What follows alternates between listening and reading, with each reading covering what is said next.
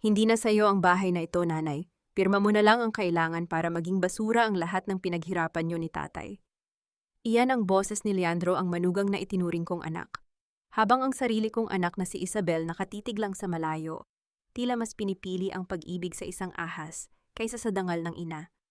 Akala nila ay ulyanin na ako. Akala nila ay madali akong itapon gaya ng mga lumang gamit. Ngunit nagkakamali sila. Ako si Cora Villaflor at sisiguraduhin kong sa bawat patak ng luha ko, isang piraso ng buhay nila ang guguho. Handa na ba silang harapin ang galit ng isang pusong tahimik? Konting tiis na lang, babe. Mapapapirma ko na ang matandang ulyanin na yan at sa atin na ang paraisong ito. Malapit na tayong magkapera. Ang mga salitang iyon ay parang isang matalim na balisong na bumaon sa likod ni Cora. Nanigas siya sa tapat ng kalan, ang hawak niyang sandok ay tila naging kasing bigat ng semento. Ang boses na iyon, malamig mapang-uri at puno ng panlilinlang, ay nanggagaling sa kabilang panig ng manipis na dingding ng kusina. Si Leandro iyon, ang lalaking pinagkatiwalaan ng kanyang kaisa-isang anak. Ang lalaking tinanggap niya sa kanyang tahanan ng buong puso. Sa ibabaw ng kalan, dahan-dahang napupuno ang paligid ng samyo ng sinangag at pritong daing na bangus. Iyon ang paboritong almusal ni Leandro. Kaninang 4:00 pa gumising si Cora para ihanda ang lahat. Tiniis niya ang kirot sa kanyang mga tuhod at ang pangangatal ng kanyang mga kamay dahil gusto niyang iparamdam sa manugang na kabilang na ito sa pamilya. Nais niyang ipakita na kahit matanda na siya, kaya pa rin niyang alagaan ang mga taong mahal niya. Ngunit ang bawat butil ng kaning-kanyang isinangag ay tila naging abo sa kanyang pandinig. Nararamdaman ni Cora ang pag-akyat ng init sa kanyang dibdib, hindi mula sa apoy ng kalan, kundi mula sa isang sugat na ngayon pa lang bumubuka. Ang kanyang mga daliri ay humigpit sa hawakan ng sandok hanggang sa mamuti ang kanyang mga kuko. Gusto niyang sumigaw, gusto niyang pumasok sa silid at isampal kay Leandro ang lahat ng kabutihang ipinakita niya. Ngunit walang tunog na lumabas sa kanyang tuyot na lalamunan. Ang tanging naririnig niya ay ang mabilis at marahas na pintig ng kanyang sariling puso na tila isang bilanggo na gustong kumawala. Biglang bumukas ang pinto ng kusina. Pumasok si Isabel, ang kanyang anak, nagusot pa ang buhok at tila wala sa sarili. Sa halip na yakap o halik ang ibigay sa ina, isang pabalasubas na tingin ang ipinukol nito kay Cora. Mommy naman, ang amoy ng daing kumakapit sa kortina. Ilang beses ko bang sasabihin sa inyo na huwag nang magluto ng ganito kaaga, nakaka-stress eh. Ang boses ni Isabel ay puno ng pagkadismaya, tila ba ang pag-aalaga ng ina ay isang malaking istorbo sa kanyang buhay. Tumingin si Cora sa kanyang anak. Gusto niyang itanong kung alam ba nito ang tunay na kulay ng asawa nito. Gusto niyang sabihin na ang paraiso na tinutukoy ni Leandro ay ang mismong bahay na itinayo nila ng kanyang yumaong asawa nang may luha at pawis. Ngunit nang makita niya ang pagod sa mga mata ni Isabel, muling nanahimik si Cora. Ang kanyang katahimikan ay hindi tanda ng kahinaan, kundi isang tabing na nagkukubli ng naglalagablab na puot. Pumasok din si Leandro sa kusina, suot ang kanyang pinaka-inosenteng ngiti. Ang ngiting dati ay nagbigay ng kapanatagan kay Cora, ngunit ngayon ay tila isang maskara ng demonyo. Good morning, Nay, ang bango naman yan. Ang swerte talaga namin sa inyo. Lumapit ang lalaki at tinangkang humalik sa pisngi ni Cora. Umiwas ng bahagya si Cora, kunwari ay inaayos ang kanyang tapis. Ang bawat hibla ng kanyang balat ay nanindig sa pandiri nang madikit ang braso ni Leandro sa kanya. Ang init ng kape sa kanyang tasa ay tila naging yelo. Nay, by the way, sabi ni Leandro, habang marahang inilalapag ang isang asul na folder sa ibabaw ng lamesa, sa gitna ng mga pagkaing pinaghirapan ni Cora. Yung tungkol sa napag-usapan natin kagabi. Para hindi na kayo napapagod sa pag-aalaga ng property na, inayos ko na ang mga papers. Konting pirma nyo na lang, Nay. Kami na ang bahala sa lahat. Para makapag-relax na kayo. Tinitigan ni Cora ang folder. Sa loob niyon ay ang kinabukasan na nais nakawin ng isang estranghero.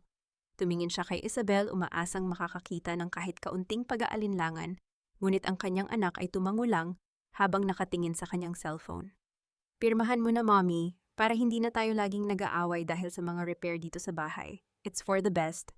Dagdag pa ni Isabel nang hindi man lang tumitingin sa mata ng ina. Dahan-dahang ibinaba ni Cora ang sandok. Ang tunog nito sa ibabaw ng tiles ay tila isang hatol ng kamatayan sa kanyang katahimikan. Tumingin siya sa bintana kung saan ang dagat ng Batangas ay payapang humahampas sa dalampasigan. Ang dagat na saksi sa lahat ng sikreto ng kanilang pamilya. Sapat na ba ang pagmamahal para bulagin ang isang anak? At sapat na ba ang katandaan para ituring na basura ang isang ina? Huminga ng malalim si Cora, ang bawat hininga ay puno ng pait ng kape at alat ng dagat. Hindi niya kinuha ang panulat. Sa halip tinitigan niya ang kanyang manugang diretso sa mga matang puno ng kasakiman. Sa loob-loob niya, isang panata ang nabuo. Hindi siya papayag na ang huling hantungan ng kanyang mga alaala ay maging puhunan sa laro ng isang ahas. Leandro, mahinang sabi ni Cora, ang boses niya ay kasing lamig ng hangin bago ang bagyo. Iwan mo muna ang folder na yan, pag-iisipan ko. Nasilayan niya ang panandaliang pagkairita sa mga mata ni Leandro bago ito muling nagsuot ng maskara ng pagkukunwari. Of course, Nay, take your time. Alam ko namang mahal niyo kami ni Isabel. Nang lumabas ang dalawa sa kusina, na iwang mag-isa si Cora sa harap ng mga pagkaing lumalamig na. Isang butil ng luha ang pumatak sa kanyang pisngi, ngunit agad niya itong pinunasan. Hindi na luha ang kailangan niya ngayon, kundi ang talas ng isip na dati niyang sandata sa loob ng maraming taon.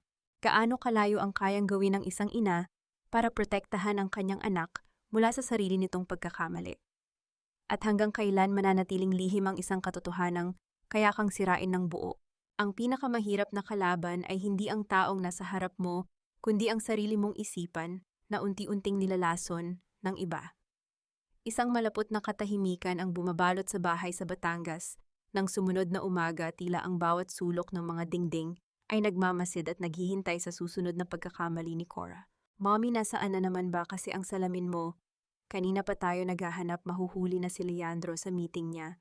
Boses ni Isabel na may halong inis at pagmamadali. Ang kanyang mga hakbang sa sahig na gawa sa Nara ay mabigat, bawat tunog ay tila isang paalala na ang pasensya ng kanyang anak ay manipis pa sa balat ng sibuyas. Nakatayo si Cora sa gitna ng sala, ang kanyang mga kamay ay nakakuyom sa kanyang tapis. Sigurado siya. Alam niyang inilapag niya ang kanyang salamin sa ibabaw ng maliit na altar pagkatapos niyang magdasal kagabi. Hindi siya maaaring magkamali. Ngunit kahit anong tingin niya, wala doon ang gamit na kailangan niya para basahin ang mga dokumentong iniwan ni Leandro. Nay, baka naman nailagay niyo sa loob ng refrigerator kagabi. O baka naisama niyo sa labahin. Sabi ni Leandro, habang lumalabas mula sa silid bitbit ang kanyang bag. May bahid ng peking pag-aalala sa kanyang mukha, ngunit ang kanyang mga mata ay kumikinang sa isang uri ng katuwaan na siya lang at si Cora ang nakakaalam. Ganyan talaga ang edad, Nay. Normal lang na makalimot. Huwag niyo na kaming intindihin, bibilhan na lang kita ng bago. Hindi ako ulyanin, Leandro, mahinang sagot ni Cora. Ang kanyang boses ay tila isang kalansing ng basag na baso. Alam ko kung saan ko inilalagay ang mga gamit ko. Pero Nay, wala naman dito, di ba? Lumapit si Leandro at hinawakan ang balikat ni Cora. Ang hawak na iyon ay hindi nagbibigay ng init kundi isang malamig na takot na gumagapang sa kanyang gulugod. Isabel, tingnan mo ang mommy mo. Masyadong pinapagod ang sarili. Siguro kailangan na talaga niyang magpahinga sa isang lugar na mas tahimik kung saan may mag-aalaga sa kanya ng tama. Tumingin si Isabel sa kanyang ina. Ang kanyang mga mata ay puno ng awa na mas masakit pa kaysa sa galit. Mommy, baka tama si Leandro. Baka kailangan mo na talagang mag-relax. Hayaan mo na kaming mag-asikaso ng lahat dito. Nakikita mo, kahit simpleng salamin, hindi mo na matandaan. Ang bawat salita ni Isabel ay tila isang karayom na tumutusok sa puso ni Cora. Ang sakit ay hindi nagmumula sa pagkawala ng salamin, kundi sa katotohanang mas pinaniniwalaan ng kanyang sariling dugo ang isang estranghero.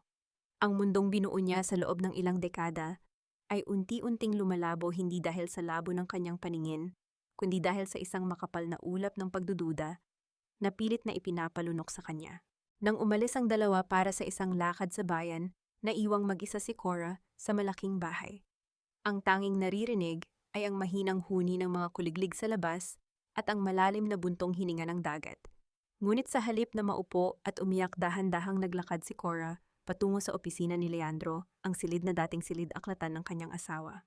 Bilang isang dating legal librarian, ang buhay ni Cora ay binuo sa ayos at katibayan. Ang bawat libro ay may lugar, ang bawat dokumento ay may petsa. Hindi siya basta-basta naniniwala sa nararamdaman. Naniniwala siya sa nakikita at napatutunayan. Dahan-dahan niyang binuksan ang drawer ng lamesa ni Leandro. Walang kahit ano. Binuksan niya ang cabinet. Puno ng mga mamahaling damit na binili gamit ang pera na ipinapadala ni Isabel mula sa abroad noon. Pabalik na sana siya sa kusina nang mahagip ng kanyang paningin ang laptop bag ni Leandro na naiwan sa tabi ng pintuan. Isang malakas na kaba ang bumalot sa kanyang dibdib. Alam niyang mali ang mambasura ng gamit ng iba, ngunit sa pagkakataong ito ang kanyang katinuan ang nakataya. Dahan-dahan sa bawat paghila ng zipper, na tila isang mahabang buntong hininga ng bakal binuksan ni Cora ang bag. Ang kanyang puso ay tumitibok nang mabilis tila isang tambol na nagbababala ng panganib. Sa loob ng maliit na bulsa ng bag sa ilalim ng mga ballpen at charger. Naramdaman ng kanyang mga daliri ang isang familiar na bagay. Inilabas niya ito, ang kanyang reading glasses. Ang salaming sinabi ni Leandro na baka naiwan niya sa refrigerator. Ang salaming naging dahilan para tawagin siyang ulyanin ng kanyang sariling anak. Nanigas si Cora. Ang kanyang mga mata ay naningkit habang tinititigan ang salamin sa kanyang kamay. Hindi ito pagkakamali. Hindi ito pagkalimot. Ito ay isang planadong pag-atake sa kanyang pagkatao. Ang bawat pag-aalala ni Leandro, ang bawat pagtulong nito sa paghahanap ay bahagi ng isang malupit na palabas para palabasin siyang baliw sa harap ni Isabel. Sa sandaling iyon, ang takot sa puso ni Cora ay napalitan ng isang malamig at matalim na determination. Kung nais ni Leandro ng isang palabas, ibibigay niya ito. Ngunit hindi siya ang magiging biktima. Biglang narinig ni Cora ang tunog ng makina ng sasakyan na pabalik na sa garahe. Mabilis niyang ibinalik ang salamin sa loob ng bag ni Leandro at isinarado ang zipper. Mabilis siyang bumalik sa kusina at nagkunwaring nagpupunas ng lamesa ang kanyang puso, ay tila isang ibon na gustong lumipad palabas sa kanyang lalamunan. Bumukas ang pinto. Pumasok si Leandro bit-bit ang isang supot ng mga gamot. Naibinilhan kita ng vitamins para sa memorya mo. Sabi ng pharmacist, maganda raw ito sa mga katulad nyo.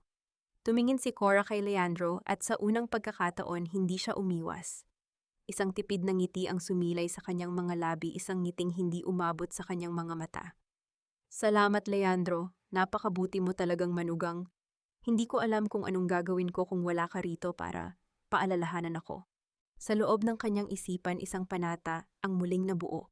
Alam na niya ang laro at ngayon alam na rin niya kung saan magsisimulang lumaban. Ngunit bago pa man makapagsalita muli si Leandro, isang mahabang tunog ng telepono ang umalingaw-ngaw mula sa loob ng bag nito. Isang mensahe ang pumasok. Dahil malapit si Cora sa bag, nakita niya ang screen na umilaw isang pangalan ang lumitaw na hindi kailanman nabanggit ni Leandro kay Isabel. Sino si Clara at bakit siya nagpapadala ng mensahe na nagsasabing, tapusin mo na yan, naiinip na ako sa kondo natin. Mommy, bakit mo ba pilit na pinanghahawakan ang mga gamit na bulok na? Ang bahay na ito unti-unti na tayong nilalamon ng anay at kalawang. Hindi mo ba nakikita delikado na para sa iyo rito? Ang mga salita ni Isabel ay parang isang malamig na hanging umihip sa loob ng sala. Winawalis ang mga alikabok ng nakaraan na pilit na itinatago ni Cora. Nakatayo ang kanyang anak sa tapat ng lumang cabinet na gawa sa Nara. Ang mga kamay ay nakapaawang habang tinititigan ang mga ukit na unti-unti nang kumukupas. Sa tabi niya nakatayo si Leandro. Ang mukha ay isang larawan ng kunwaring simpatiya, ngunit ang kanyang mga mata ay parang isang agila na naghihintay ng pagkakataong sumunggab. Dahan-dahang lumapit si Cora sa haligi ng bahay. Ang kanyang palad ay dumapo sa magaspang, ngunit matibay na kahoy. Nararamdaman niya ang init ng ukit dito, isang marka na ginawa ng kanyang asawang si Lando 30 taon na ang nakalilipas. Tila bumalik ang kanyang gunita sa panahong ang bawat pako at bawat tabla ng bahay na ito ay inilalagay ng may kasamang pangarap. Naririnig pa niya ang malakas na tawa ni Lando. Nararamdaman ang pawis na pumapatak mula sa noo nito habang sinasabi sa kanya, Cora, ang bahay na ito ang magiging kuta natin. Dito tayo tatanda, dito natin makikita ang paglaki ng ating apo. Ngunit ngayon ang kutang iyon ay tila naging isang kulungan sa paningin ng kanyang sariling anak. Naitotoo ang sinasabi ni Isabel. Pagsegunda ni Leandro ang kanyang boses, ay malambot tila isang mahinahong kanta na naglalayong magpatulog ng biktima. Kaninang umaga nakita ko kayong muntik ng matapilok sa hagdan. Paano na lang kung wala kami rito? Paano kung sa susunod ay mas malala pa ang mangyari? Hindi namin mapapatawad ang sarili namin kung may mangyaring masama sa inyo sa loob ng bahay na ito. Ang hagdan na ito ay kabisado ng aking mga paa, Leandro. Tugon ni Cora, ang kanyang boses ay matatag, ngunit may bahid ng pait. Kahit nakapikit ako, alam ko kung ilang hakbang bago ang dulo. Ang bahay na ito ang alaala ng tatay mo, Isabel. Paano mo nasasabing basura na ang lahat ng ito? Hindi ko sinabing basura, Mommy, pero kailangan nating maging practical. Sigaw ni Isabel, ang kanyang boses ay puno ng pagkabigo. Leandro found a place, isang facility sa Tagaytay. Maganda ron, Nay. May mga nurse, may mga kasama kayong kasing edad nyo. Parang bakasyon lang. Isipin nyo naman ang katahimikan namin ni Leandro. Isipin nyo naman ang kaligtasan nyo. Facility, isang marangyang salita para sa isang lugar kung saan itatapon ang mga matatandang wala ng silbi. Isang lugar kung saan ang mga ala-ala ay dahan-dahang buburahin ng mga puting pader at amoy ng gamot. Hindi sumagot si Cora. Lumakad siya patungo sa bintana, tinititigan ng dagat na unti-unting nagiging kulay ube dahil sa papalubog na araw. Ang bawat hampas ng alon sa dalampasigan ay tila isang bulong ng kanyang asawa, nagpapaalala sa kanya na huwag susuko. Ngunit sa bawat sandali, ang boses ni Leandro ay tila isang laso na dahan-dahang pumapasok sa kanyang sistema, ginagawa siyang mahina, ginagawa siyang mali sa sarili niyang tahanan. Nang gabing iyon, hindi makatulog si Cora. Ang kadiliman ng silid ay tila bumibigat na kadagan sa kanyang dibdib. Uhaw na uhaw siya, kaya dahan-dahan siyang bumangon para kumuha ng tubig sa kusina.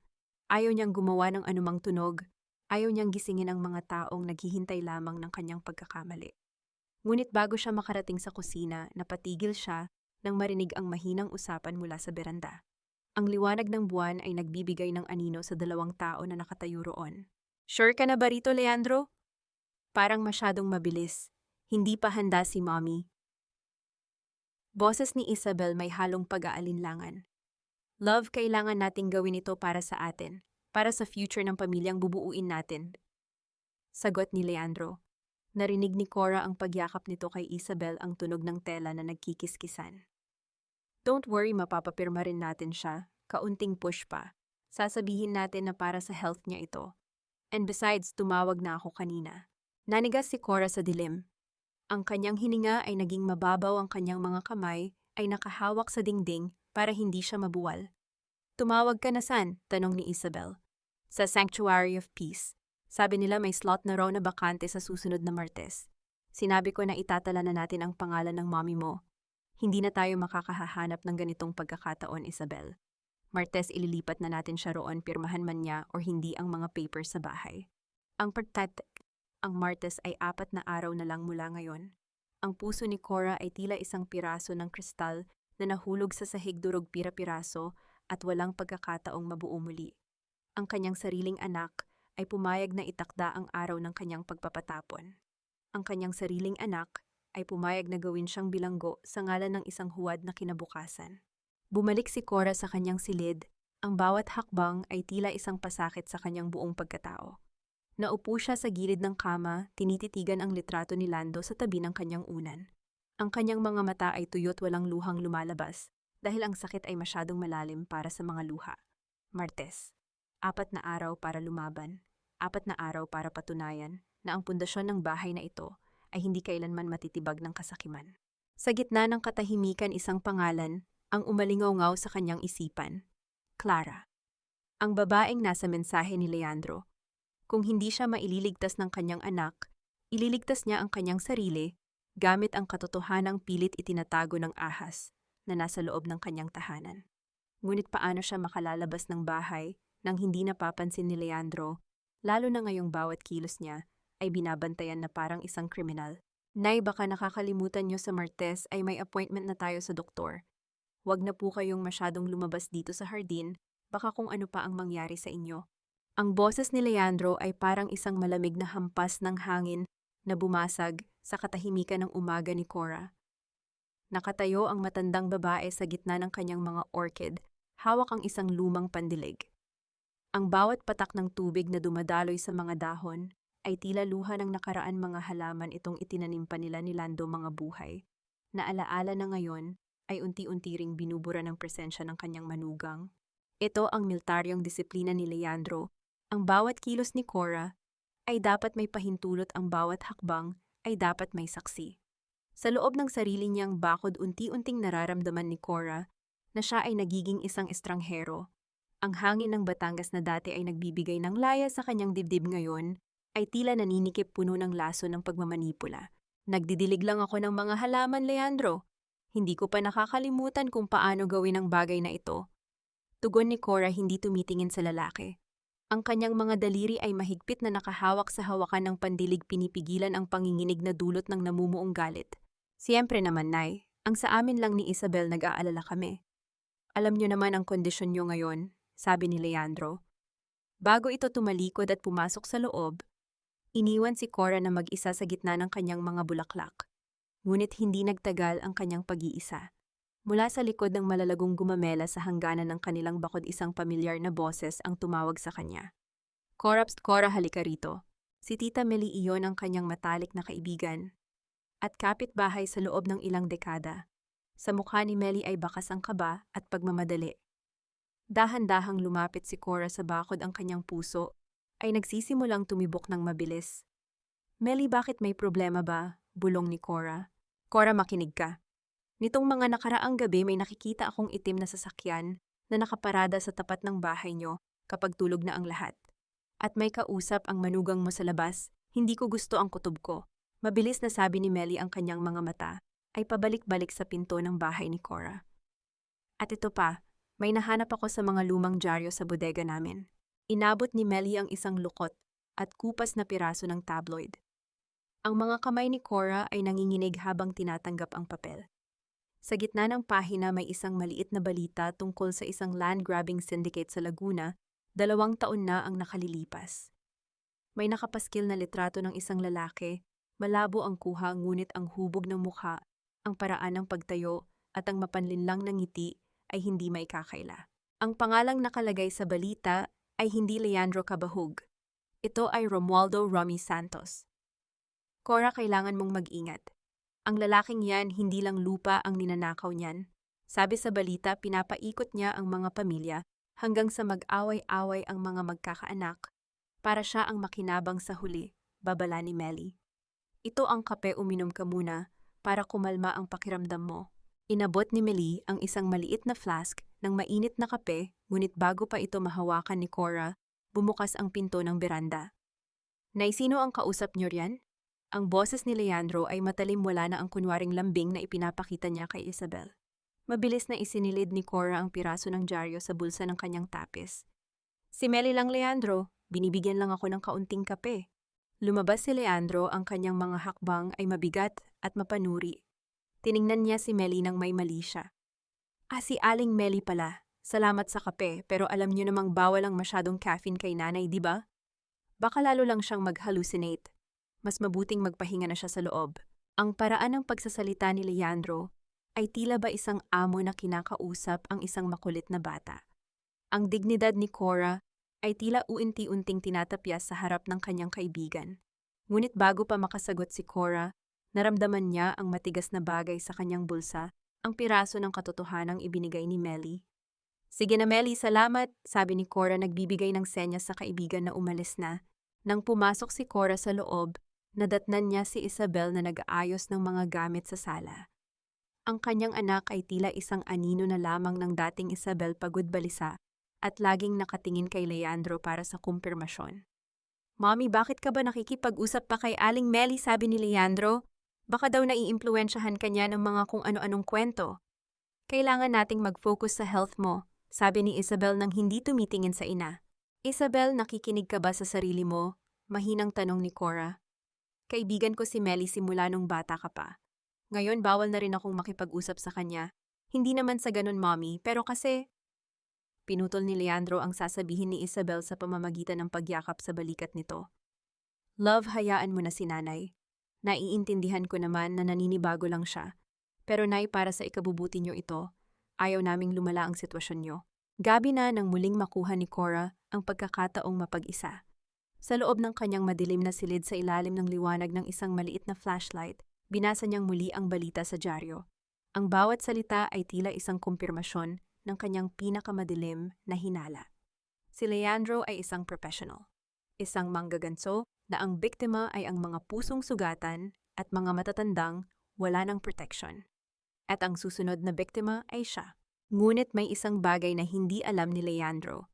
Si Cora Villaflor ay hindi lamang isang matandang babae na nagdidilig ng mga orchid. Siya ay isang babaeng namuhay sa gitna ng mga batas at dokumento.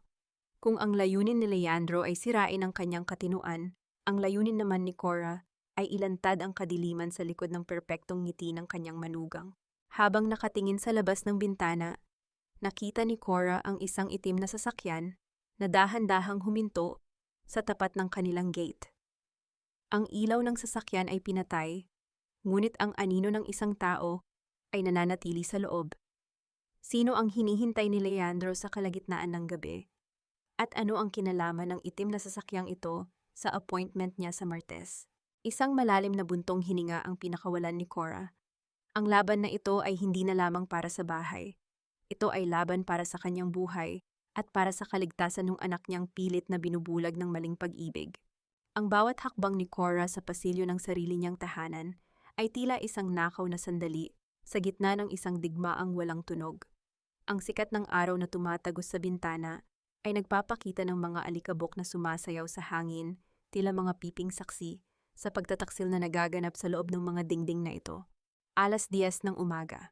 Umalis si Isabel at Leandro para pumunta sa palengke, isang pagkakataon na hindi dapat palampasin.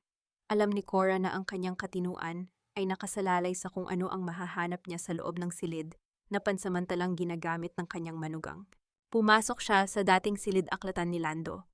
Ang amoy ng lumang papel at tabako ng kanyang asawa ay unti-unti nang natatabunan ng amoy ng mamahaling pabango ni Leandro, isang amoy na para kay Cora ay amoy ng panganib. Bilang isang dating legal librarian, ang mata ni Cora ay sinanay sa paghahanap ng mga bagay na hindi tugma. Ang kanyang isipan ay isang katalogo ng mga detalye. Sinimulan niyang suriin ang mga drawer. Maayos. Masyadong maayos. Ang isang taong walang itinatago ay hindi kailangang maging ganito kalinis. Inilipat niya ang kanyang pansin sa mga libro sa estante. Napansin niya ang isang makapal na diksyonaryo na tila bahagyang nakausli hindi pantay sa hanay ng mga luma at kupas na serye ng Encyclopedia Britannica. Dahan-dahan niyang hinila ang libro. Hindi ito libro. Ito ay isang huwad na lalagyan na ang hitsura ay tila isang lumang diksyonaryo. Sa loob niyon naramdaman ng kanyang mga daliri ang isang malamig at makinis na bagay. Isang itim na cellphone. Isang burner phone. Nang buksan niya ito, ang liwanag ng screen ay tila isang kidlat na nagbigay linaw sa kadilimang bumabalot sa kanyang paligid. Walang password. Marahil ay masyadong kampante si Leandro na ang matandang ulyanin ay hindi marunong gumamit ng teknolohiya.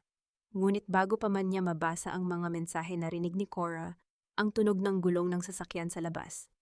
Ang gate, ang tunog ng bakal na nagkikiskisan, ay tila isang babala na tapos na ang kanyang oras.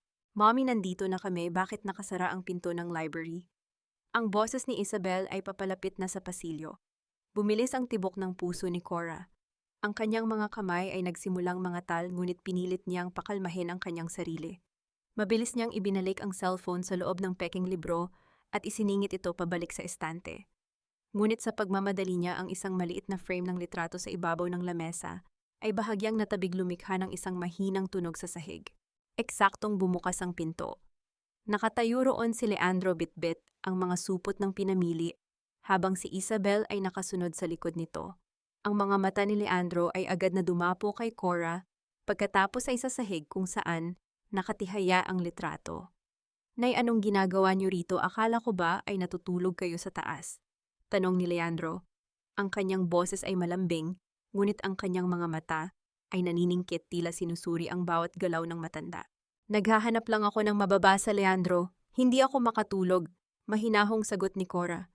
Pinilit niyang huwag ipakita ang panginginig ng kanyang tuhod. Dahan-dahan niyang pinulot ang litrato, isang lumang litrato nila ni Lando noong kabataan nila. Namimiss ko lang ang tatay niyo. Lumapit si Leandro at kinuha ang litrato mula sa kamay ni Cora. Ang kanyang hawak ay mahigpit tila isang babala. Nay, alam niyo namang masama sa inyo ang masyadong nag-iisip ng nakaraan. Sabi ng doktor ang sobrang lungkot ang nagpapalala sa Pagkalimot nyo, halika na sa kusina, nagluto si Isabel ng paborito nyo. Inakay ni Leandro si Cora palabas, ngunit bago pa man sila tuluyang makalabas lumingon si Leandro sa estante ng mga libro. Isang mabilis at matalim na tingin. Alam niya. Ramdam ni Cora na alam ni Leandro na may nagbago sa ayos ng kanyang mga gamit.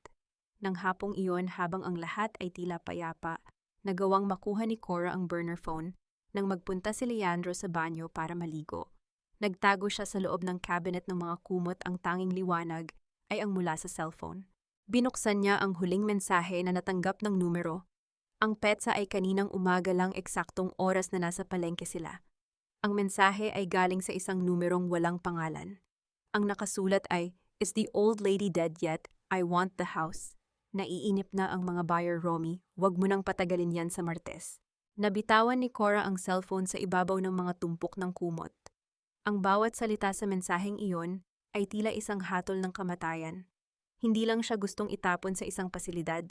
May mas malalim at mas madilim na plano si Leandro o si Romy. Ang kanyang buhay ay nakataya. At ang mas masakit, ang kanyang sariling anak, ang nagsisilbing susi para mabuksan ang pintuan ng sarili niyang kapahamakan. Narinig ni Cora ang pagbukas ng pinto ng banyo at ang pagsipol ni Leandro sa pasilyo. Ang tunog ng kanyang mga hakbang ay papalapit sa silid kung nasaan si Cora. Sapat na ba ang katotohanang hawak niya para iligtas ang sarili? O ito na ang huling hininga ng kanyang kalayaan? Ang bawat segundo ng katahimikan sa loob ng cabinet ng mga kumot ay tila isang taon para kay Cora. Naririnig niya ang mga hakbang ni Leandro sa labas. Mabigat, may ritmo, at puno ng tiwala sa sarili. Mabilis niyang isinuksok ang burner phone sa ilalim ng mga tumpok ng punda bago siya dahan-dahang lumabas, bitbit ang isang lumang kumot na tila ba iyon ang sadya niya sa silid. Eksaktong pagpihit niya sa pinto ay naroon si Leandro. Nakatayo ito sa pasilyo, tuyo na ang buhok at may mapanuring tingin. "Nay, anong ginagawa niyo sa loob ng storage room?" tanong nito. Walang ngiti sa kanyang mga labi ngayon, tila ba ang maskara ay unti-unti nang natatanggay ng hangin ng pagdududa. "Kukuha lang ako ng pamalit na kumot, Leandro. Malamig ang gabi, baka kailanganin ni Isabel." Mahinahong sagot ni Cora, bagaman ang kanyang puso ay parang gustong tumalon sa labas ng kanyang dibdib. Hindi sumagot si Leandro. Pinanood lang niya ang bawat kilos ni Cora hanggang sa makabalik ang matanda sa sariling silid. Ngunit alam ni Cora na hindi pa doon nagtatapos ang gabi. Isang masamang pangitain ang bumabalot sa kanyang pakiramdam, tila isang bagyong papalapit sa dalampasigan ng Batangas. Kinabukasan, ang bahay ay napuno ng kakaibang amoy. Hindi ito ang amoy ng kape o ng sinangag. Ito ay amoy ng usok. Isang matapang at nakasusulasok na amoy ng nasusunog na tela at plastic. "Mommy, anong ginawa mo?" Ang hiyaw ni Isabel mula sa kusina ang bumasag sa katahimikan ng umaga. Mabilis na bumaba si Cora. Ang kanyang tuhod ay kumikirot sa bawat hakbang. Pagdating niya sa kusina, nakita niya ang makapal na usok na nanggagaling sa ibabaw ng kalan. Ang isang basahan ay nagliliyab sa tabi ng bukas na gasera, at ang apoy ay dahan-dahang gumagapang patungo sa mga plastik na lalagyan ng pampalasa. Mabilis na kinuha ni Leandro ang isang basang basahan at tinakpan ng apoy. Ang bawat kilos niya ay tila isang bayani sa harap ng isang sakuna. Sa isang sandali, ang apoy ay namatay, ngunit ang pinsala sa isipan ni Isabel ay higit na malalim. "Mommy, bakit mo iniwan ang kalan na nakabukas? Muntik na tayong masunugan. Muntik na kaming mamatay ni Leandro dahil sa kapabayaan mo." Umiiyak si Isabel, ang kanyang mga kamay ay nanginginig sa takot at galit. "Hindi ko binuksan ang kalan, Isabel. Hindi pa ako pumapasok sa kusina simula kaninang madaling araw." Kalmadong sagot ni Cora. Ang kanyang boses ay hindi nangatal kahit na ang lahat ng ebidensya ay nakaturo sa kanya. "Pero mommy, kami lang ni Leandro ang narito. Sino pa ang magbubukas niyan?" Sabi ni Leandro, "Nakita ka raw niyang pumasok dito kanina habang natutulog pa ako. Sabi niya, tila wala ka raw sa sarili." Ang bay ng gaslighting ay tuluyan ng sumara sa paligid ni Cora. Tiningnan ni Cora si Leandro. Ang lalaki ay nakatayo sa tabi ni Isabel, ang kanyang kamay ay nakapatong sa balikat ng kanyang asawa. Tila ba siya ang tanging sandigan sa gitna ng kaguluhan. Sa kanyang mga mata, nakita ni Cora ang isang malamig na tagumpay. Siya ang nagbukas ng kalan. Siya ang naglagay ng basahan doon. Siya ang gumawa ng aksidente na ito para patunayan na si Cora ay panganib na sa sarili niyang pamilya. Nay, hindi po kami galit, sabi ni Leandro. Ang kanyang boses ay puno ng huwad na awa. Nalulungkot lang kami. Nakikita niyo na ba? Hindi niyo na kontrolado ang mga ginagawa niyo? Delikado na para sa inyo rito. Paano kung sa susunod ay mas malaki pang apoy ang magawa niyo? Paano kung masaktan niyo si Isabel? Hindi kumibo si Cora. Pinagmasdan niya ang kanyang anak, na ngayon ay nakasubsob sa balikat ni Leandro, humihikbi dahil sa takot na baka mawala na ang katinuan ng kanyang ina. Gustong sumigaw ni Cora, gusto niyang sabihin ang totoo, ngunit alam niyang sa sandaling ito, ang anumang salitang lalabas sa kanyang bibig ay ituturing na guni-guni ng isang matandang ulyanin. Isang matinding katahimikan. Ang namayani sa loob ng kusina, tila ang bawat hibla ng usok ay nagsisilbing tabing sa katotohanan. Kailangan mo na yata talaga ng professional help, mommy. Mahinang sabi ni Isabel sa gitna ng kanyang pag-iyak. Hindi ko na kayang makita kang ganito. Natatakot ako para sa iyo at natatakot ako para sa amin. Tumalikod si Cora. Hindi dahil sa sumusuko na siya, kundi dahil kailangan niyang itago ang talim ng kanyang mga mata. Sa loob-loob niya naramdaman niya ang isang matinding lakas na nanggagaling sa kanyang kailaliman. Kung ang nais ni Leandro ay gawin siyang biktima ng apoy gagamitin ni Cora, ang bawat abo ng kanyang pagkatao, para itayo ang isang katotohanang hindi kayang sunugin ng kahit na anong kasinungalingan. Naglakad siya patungo sa kanyang silid, iniwan ang dalawa sa gitna ng amoy ng usok at panlilinlang. Sa bawat hakbang ang kanyang isipan ay mabilis na nag-iisip, Martes. Ang araw na itinakda ni Leandro para sa kanyang pagpapatapon ay papalapit na. Ngunit may isang bagay na nakalimutan si Leandro. Isang legal librarian si Cora. Ang bawat krimen ay laging may bakas at ang bawat sinungaling ay laging may pagkakamali. Nang makarating siya sa kanyang silid, dahan-dahan niyang binuksan ang isang lumang baul sa ilalim ng kanyang kama. Sa loob niyon ay ang kanyang lumang notebook at isang maliit na voice recorder na ginagamit niya noon sa trabaho. Isang matalim na ngiti ang gumuhit sa mga labi ni Cora. Kung ang nais ni Leandro ay isang digmaan ng katinuan, ibibigay niya ito. Ngunit bago pa man niya mailabas ang recorder, isang tunog ng katok ang narinig niya sa kanyang bintana. Ang mahinang kalansing ng salamin ay tila isang senyas mula sa labas. Sino ang naglalakas loob na lumapit sa kanyang bintana sa gitna ng tensyon ng bahay? At ano ang dalang balita nito na maaaring magpabago sa kapalaran ni Cora bago sumapit ang Martes? Isabel, natatakot ako. Hindi na lang pagkalimot ang nangyayari sa mommy mo. Nakikita mo ba kung paano siya tumingin? Parang may galit na hindi natin maunawaan.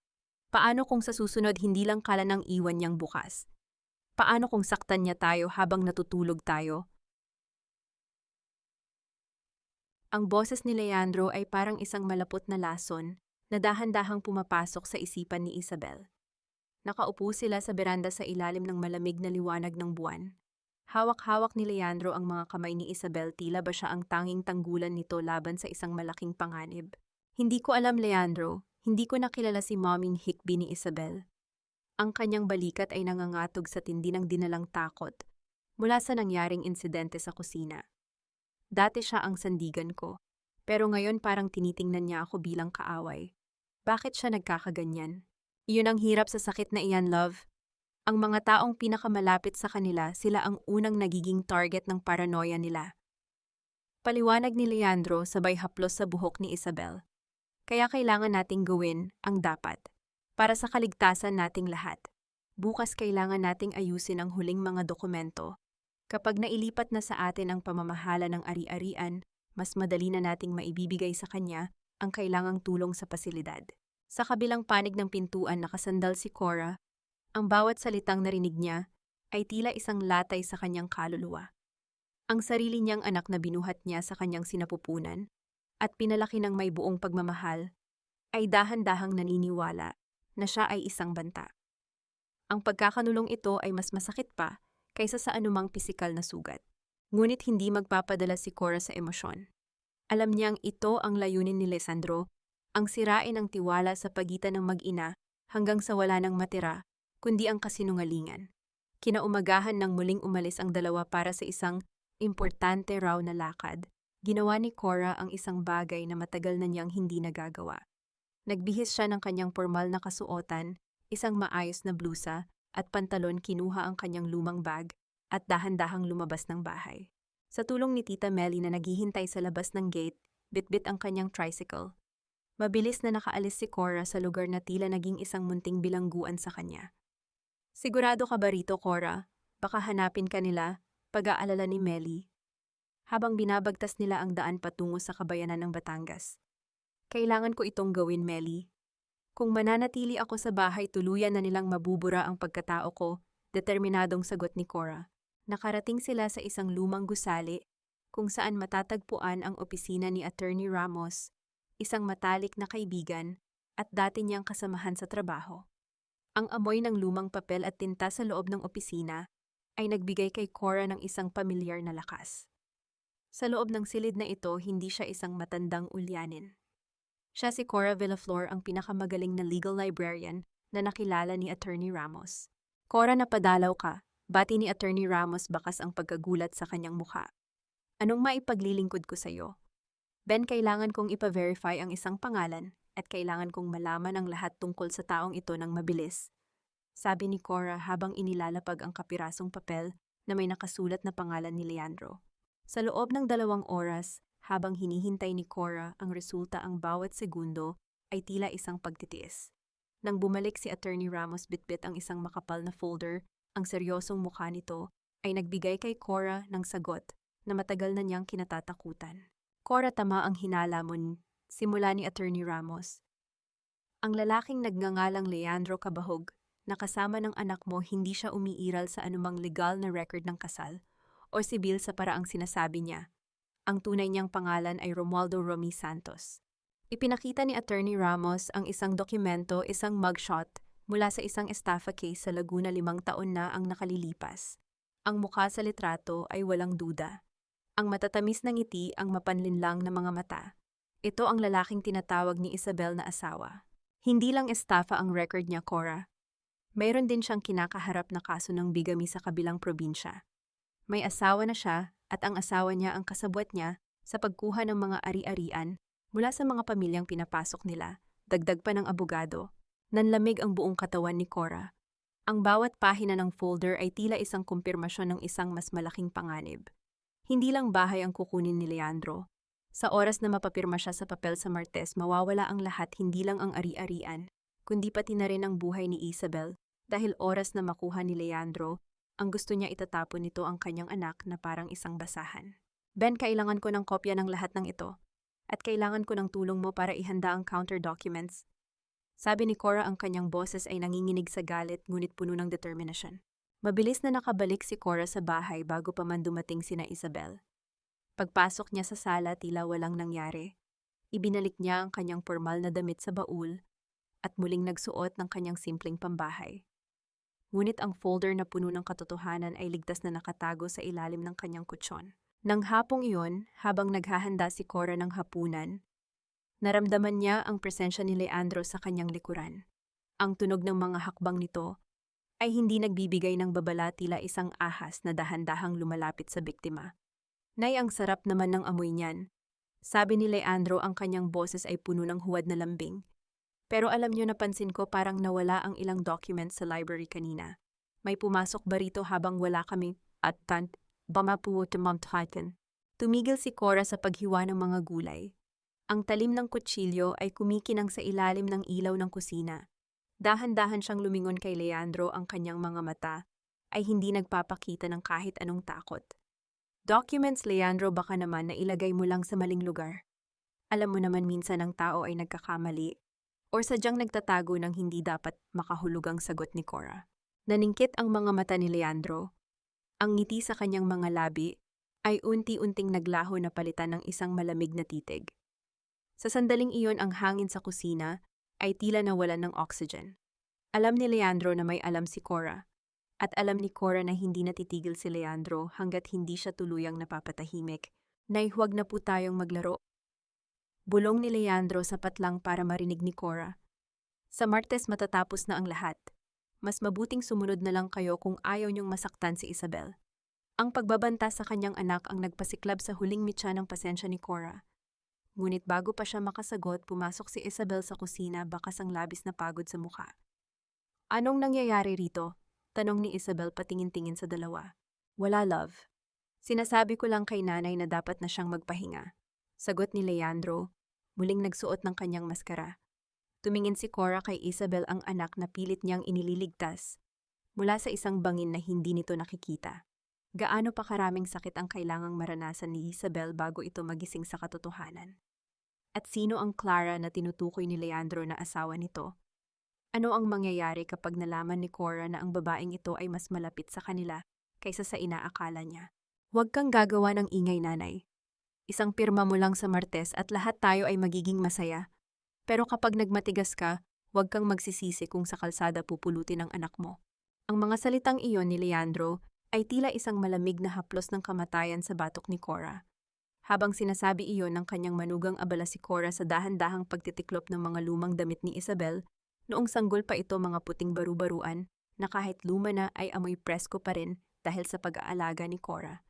Ang kaibahan ng kabalastugan ni Leandro at ng kawalansayan ng mga alaala sa kanyang kamay ay tila isang malaking sugat na humahati sa kanyang pagkatao. Hindi lumingon si Cora. Ang kanyang mga balikat ay hindi nanginig kahit na ang kanyang puso ay parang isang ibon na hinuhuli ng malupit na kamay. Ang bawat hibla ng tela sa kanyang daliri ay nagpapaalala sa kanya ng responsibilidad niya bilang ina. Kung ang kailangan ay ang maging isang tahimik na mandirigma, gagawin niya ang lahat. Narinig mo ba ako, matanda? Muling bulong ni Leandro, mas malapit na ngayon sa kanyang tainga. Ang amoy ng mamahaling sigarilyo nito ay humahalo sa amoy ng preskong labada, isang polusyon sa kanyang tahanan. Narinig kita, Leandro. Mahinang sagot ni Cora, ang kanyang boses ay walang emosyon, tila isang tuyot na dahon. Ang bawat salita mo ay nakatala na sa isipan ko. Nang lumabas si Leandro ng silid na may mapang-uyam na tawa, naiwan si Cora na nakatitig sa pader. Alam niyang hindi na sapat ang mga dokumentong hawak niya mula kay Attorney Ramos. Kailangan niya ng isang bagay na mas matindi, isang boses mula sa nakaraan ni Romy Santos na hindi nito kayang itanggi. Sa tulong ni Tita Meli na tila naging anino na ni Cora sa labas ng bahay, nakarating ang matandang guwapo sa isang liblib na barangay sa hangganan ng Batangas at Laguna. Doon sa isang maliit na dampa na tila guguho na sa bawat ihip ng hangin, naninirahan si Aling Rosa, isang babaeng nawalan ng lahat dahil sa isang lalaking ang ngiti ay kasing tamis ng asukal, ngunit ang puso ay kasing pait ng apdo. Salamat sa pagpunta, Cora, sabi ni Aling Rosa. Ang kanyang mga mata ay malabo na dahil sa sobrang pag-iyak sa loob ng maraming taon. Noong makita ko ang litratong dala ni Melly, bumalik ang lahat ng sakit. Siya nga iyan, si Romy, ang lalaking kumuha ng lupain ng mga magulang ko at naging sanhi ng pag-aaway namin ng mga kapatid ko hanggang sa mamatay silang may puot sa akin. Rosa, kailangan ko ang kwento mo. Kailangan kong malaman kung paano siya kumikilos, pa. Pakiusap ni Cora habang hinahawakan ang magaspang na kamay ng matanda. Hindi siya nag-iisa, Cora. Babala ni Rosa, ang kanyang boses ay nanginginig. Ang modus niya ay hindi lang pagnanakaw ng lupa. Sinisira muna niya ang tiwala ng pamilya. Gagawin niyang masama ang magulang sa paningin ng anak at ang anak sa paningin ng magulang. Gagamit siya ng mga gamot, mga maling kwento, at unti-unting lalamunin ang katinuan niyo. Tumigil si Rosa at tinitigan ng malalim si Cora. At ang pinakamapanganib sa lahat, ang kanyang kasabwat. Ang babaeng nagpapanggap na kung sino para lang makapasok sa buhay niyo. Si Clara, siya ang utak, Cora. Si Romy ang mukha, pero si Clara ang lason. Nagtindig ang balahibo ni Cora. Ang bawat salita ni Rosa ay tila isang kumpirmasyon ng mga pangyayari sa loob ng kanyang bahay. Ang sunog sa kusina, ang pagkawala ng kanyang salamin, ang mga bulong ni Leandro kay Isabel, lahat ay bahagi ng isang nakamamatay na sining ng pagmamanipula. Rosa, kailangan kong patunayan ito sa anak ko. Masyado siyang bulag sa pag-ibig. Sabi ni Cora, ang kanyang mga mata ay puno ng pait. Ang pag-ibig na nakabase sa kasinungalingan ay isang lason na mahirap isuka, Cora. Pero ito, inabot ni Rosa ang isang lumang cassette tape. Diyan naka-record ang huling pag-uusap namin ni Romy bago niya ako iniwan sa kalsada. Sinabi niya riyan ang tunay niyang plano, baka makatulong ito sa iyo. Nang makabalik si Cora sa bahay, nadatnan niya si Isabel na nakaupo sa hagdan, nakasapo ang ulo sa kanyang mga kamay. Ang kanyang anak ay tila isang batang naliligaw sa gitna ng kagubatan. Dahan-dahang lumapit si Cora at hinaplos ang buhok ni Isabel. "Mommy, bakyaw. Sorry pork behab." Bulong ni Isabel nang hindi tumitingin. "Naguguluhan lang ako. Sabi ni Leandro kailangan mo na raw talagang magpahinga. Pero kapag tinitingnan kita nakikita ko ang mommy ko na nagpalaki sa akin. Bakit ang hirap paniwalaan ng parehong panig?" "Anak," mahinang sabi ni Cora, ang boses niya ay puno ng pagmamahal na may kasamang babala. "Minsan ang katotohanan ay hindi nakikita ng mga mata kundi nararamdaman ng puso. Huwag kang tumingin sa ibinibigay niya, tumingin ka sa kinukuha niya sa iyo." Bago pa man makasagot si Isabel, lumabas si Leandro mula sa kusina, bitbit ang isang baso ng gatas. "Love, pinapagod mo na naman ang sarili mo sa pakikipag-usap. Nay, uminom na kayo ng gatas para makatulog na kayo ng mahimbing. Malapit na ang Martes, kailangan nyo ng lakas." Tinitigan ni Cora ang gatas. Sa loob ng kanyang isipan, naisip niya ang babala ni Rosa tungkol sa mga gamot. Isang matalim na ngiti ang sumilay sa kanyang mga labi. "Salamat, Leandro. Napakabuti mo talagang, manugang," sabi ni Cora habang tinatanggap ang baso. Nang gabing iyon, hindi ininom ni Cora ang gatas. Sa halip, ibinuhos niya ito sa paso ng isang halaman sa bintana. Naghintay siya sa dilim, hawak ang cassette tape ni Rosa at ang recorder na inihanda niya. Ngunit isang bagay ang hindi inaasahan ni Cora. Isang mahinang tunog ng sasakyan ang huminto sa tapat ng gate sa kalagitnaan ng gabi.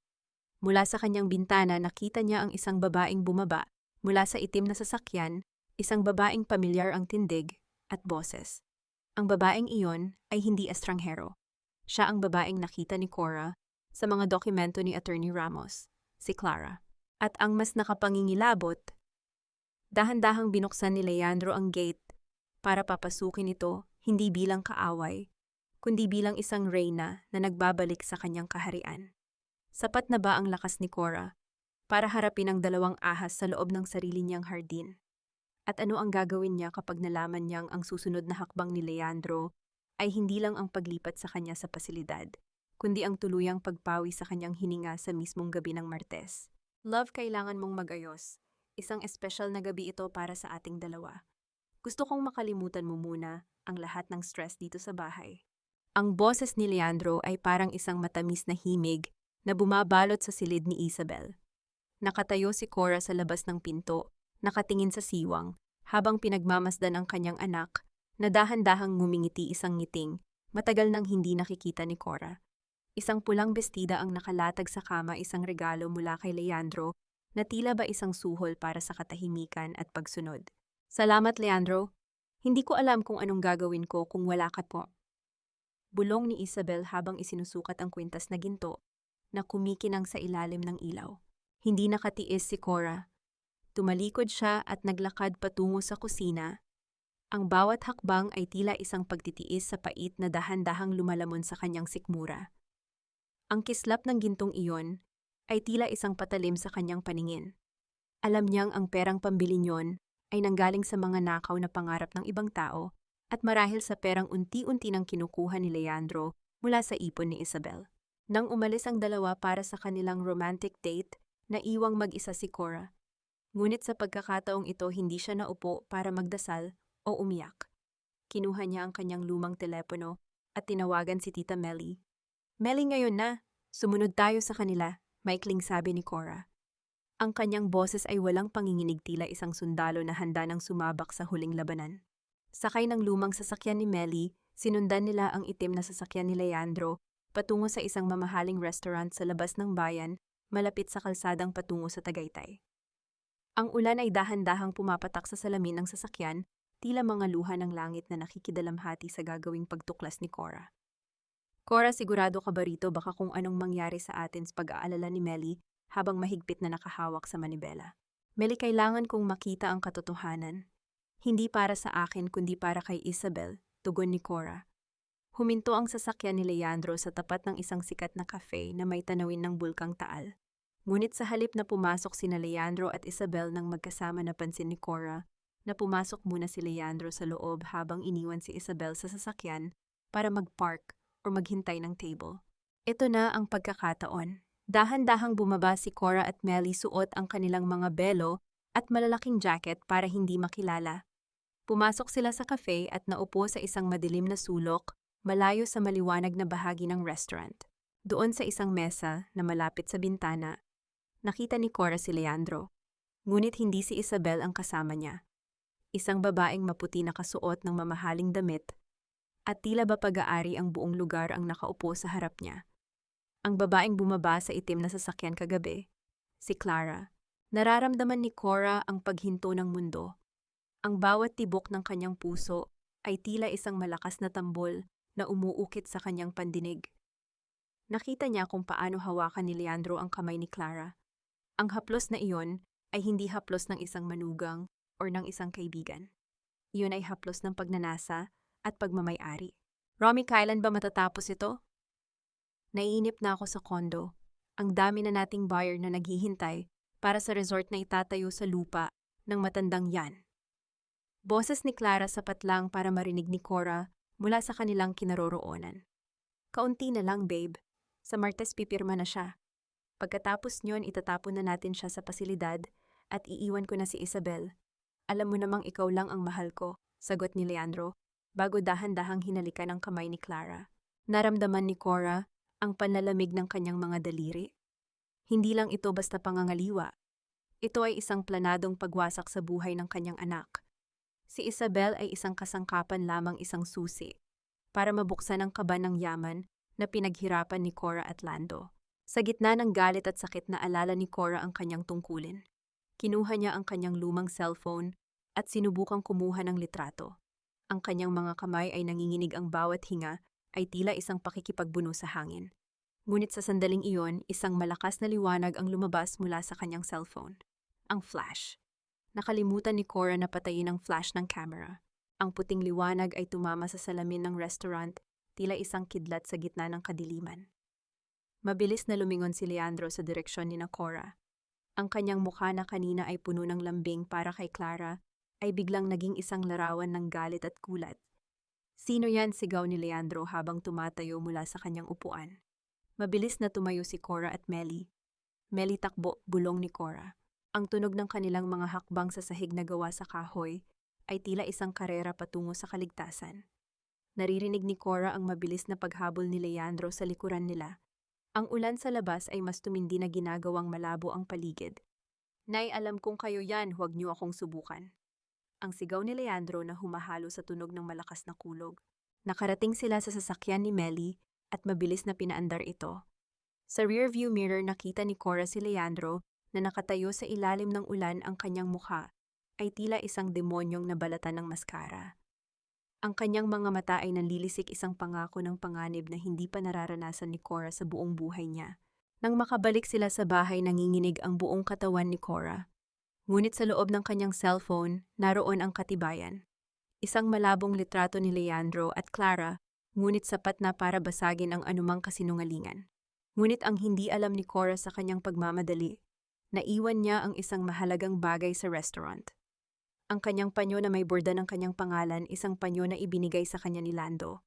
At ngayon, hawak na ito ni Leandro. Ano ang gagawin ni Leandro ngayong alam na ni Cora ang lahat? At paano haharapin ni Cora si Isabel na ngayon ay masayang naghihintay sa romantic dinner na hinding-hindi na mangyayari? Ang gabi ng Martes ay mas malapit na kaysa sa inaakala nila, at ang huling hininga ng katahimikan ay tila malapit na ring mapatid. Hindi siya kabit, Cora. Siya ang tunay na asawa. Ang buong buhay ni Isabel sa piling ng lalaking iyan ay isang malaking kasalanan sa batas. Ang boses ni Tita Melly ay nanginginig habang binabagtas nila ang madilim at maulang kalsada pabalik sa bahay. Ang bawat hampas ng wiper sa salamin ng sasakyan ay tila isang ritmong nagpapaalala kay Cora na ang oras ay mabilis na nauubos. Hawak ni Cora ang kanyang dibdib, sinusubukang pakalmahin ang kanyang puso, na tila gustong kumawala sa tindi ng kaba at sakit. "Asawa Melly, paano ipinakita niya sa amin ang marriage contract nila ni Isabel? Maayos ang lahat," bulong ni Cora. Ang kanyang paningin ay nakatuon sa malabong kalsada, ngunit ang kanyang isipan ay lumilipad sa mga dokumentong nakita niya sa opisina ni Attorney Ramos. "Peke ang lahat, Cora. Yun ang sinabi sa akin ng contact ko sa munisipyo kanina habang hinihintay kita sa labas ng cafe. Paliwanag ni Melly ang kanyang mga kamay ay mahigpit na nakakapit sa manibela. Si Clara o si Clarissa Santos sa tunay na buhay ay 10 taon ng kasal kay Romualdo. Hindi sila naghiwalay. Ang kasal nila ni Isabel ay bigamous. Walang bisa. Isang palabas lang ang lahat para makuha ang tiwala nyo at ang titulong hawak mo. Isang malalim na pait ang gumapang sa lalamunan ni Cora. Ang bawat alaala ng kasal ni Isabel ang puting gown, ang mga bulaklak ang mga pangakong binitiwan ni Leandro sa harap ng dambana, ay tila mga piraso ng bubog na sumusugat sa kanyang alaala. Ang kanyang anak ay hindi reyna sa sarili nitong tahanan. Siya ay isang biktima na ginamit para sa isang masamang balak. Nang makarating sila sa kanto, malapit sa kanilang bahay, nakita ni Cora ang itim na sasakyan ni Leandro na mabilis na pumasok sa gate. Nanlamig siya. Alam niyang galit si Leandro. Alam niyang ang panyong naiwan niya sa restaurant ay isang malakas na ebidensya na hindi na siya ang matandang ulyanin na inaasahan nito.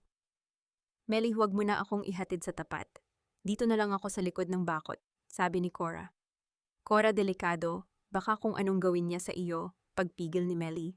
Kailangan kong protektahan si Isabel. Hindi niya alam na naroon ang babaeng iyon sa cafe. Kailangan ko siyang iligtas bago pa siya tuluyang mawasak, determinadong sagot ni Cora, habang dahan-dahang bumababa sa sasakyan sa gitna ng ambon.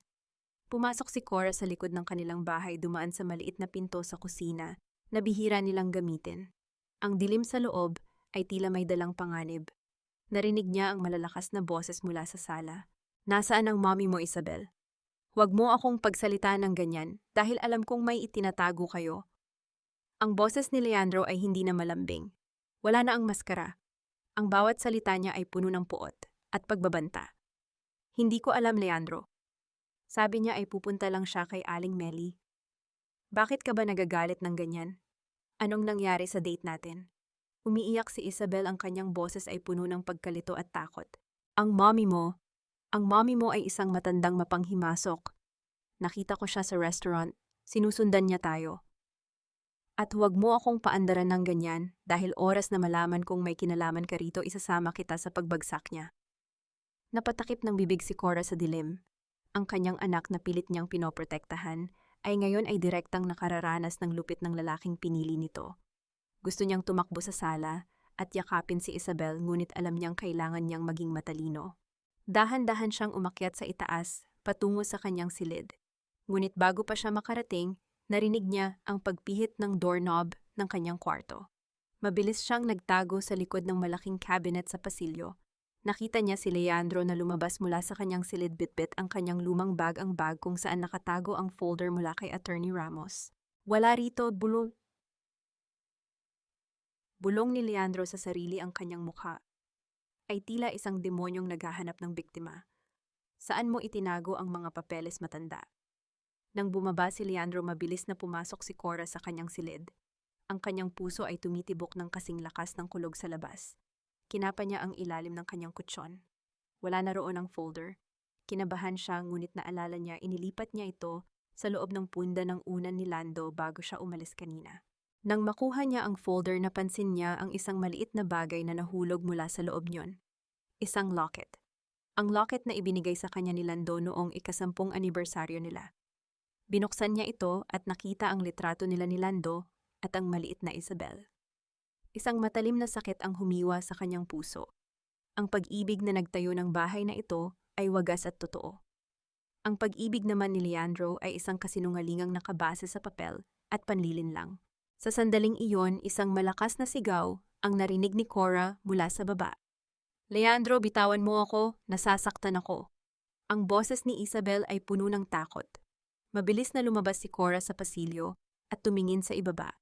Nakita niya si Leandro na mahigpit na nakahawak sa braso ni Isabel, pilit itong kinakaladkad patungo sa pintuan. Sasama ka sa akin, Isabel. At sasabihin mo sa mommy mo na kung gusto kanyang makitang buhay, ibibigay niya sa akin ang lahat ng dokumentong nakuha niya. Ngayon din, sigaw ni Leandro, nanigas ang buong katawan ni Cora. Ang banta ay hindi na tungkol sa lupa. Ito ay tungkol na sa buhay ng kanyang anak. Ang katahimikan ni Cora ay kailangang matapos dito. Ngunit bago pa siya makababa, isang tunog ng sirena ng pulis ang narinig sa malayo. At ang mas nakapangingilabot, ang itim na sasakyang laging nakaparada sa tapat, ay muling umilaw ang mga headlight na tila nagbibigay ng senyas sa loob ng bahay. Sino ang tumawag sa pulis? At ano ang gagawin ni Leandro ngayong nararamdaman na niyang nasusukol na siya? Ang gabi ng Martes ay bukas na. Pero sa gabing ito, ang anino ng kamatayan ay tila mas mabilis na dumarating kaysa sa sikat ng araw. Anak, patawarin mo ako. Patawarin mo ako dahil hinayaan kong umabot tayo sa ganito. Ang mga salitang iyon ay hindi lumabas sa bibig ni Cora, kundi umalingaw-ngaw sa bawat sulok ng kanyang nagdurusaing puso. Nakatayo siya sa tuktok ng hagdan, nakakapit ang kanyang mga nangangatog na kamay sa gabay na gawa sa Nara. Sa ibaba nakikita niya ang kanyang kaisa-isang hiyas, si Isabel, na parang isang lanta at sirang manika sa malupit na pagkakahawak ni Leandro. Ang bawat hikbi ni Isabel ay tila isang hampas ng latigo sa kaluluwa ni Cora. Gusto niyang sumigaw, gusto niyang dambahin ang lalaking naging anay sa kanilang tahanan, ngunit bilang isang guwapo na dumaan sa maraming unos, alam niyang ang galit na walang plano ay lason. Ang kanyang puso ay tila isang lumang orasan na tila huminto sa pagtakbo, naghihintay sa huling segundo ng kanyang pagpapasya. Nay, alam kong nandidiyan ka, ang sigaw ni Leandro. Ang kanyang boses ay nanginginig sa desperasyon at puot, wala na ang bawat bahid ng pagiging maginoo. Ibigay mo sa akin ang folder, ibigay mo sa akin ang lahat ng dokumento kung gusto mo pang makitang buo ang anak mo. Dahan-dahang humakbang pababa si Cora. Ang bawat baitang ng hagdan ay tila isang hakbang patungo sa gitna ng apoy.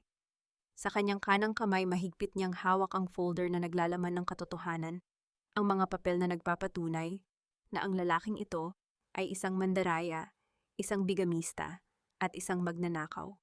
Sa kanyang kaliwang kamay, ang locket ni Lando na tila nagbibigay sa kanya ng init at lakas mula sa kabilang buhay.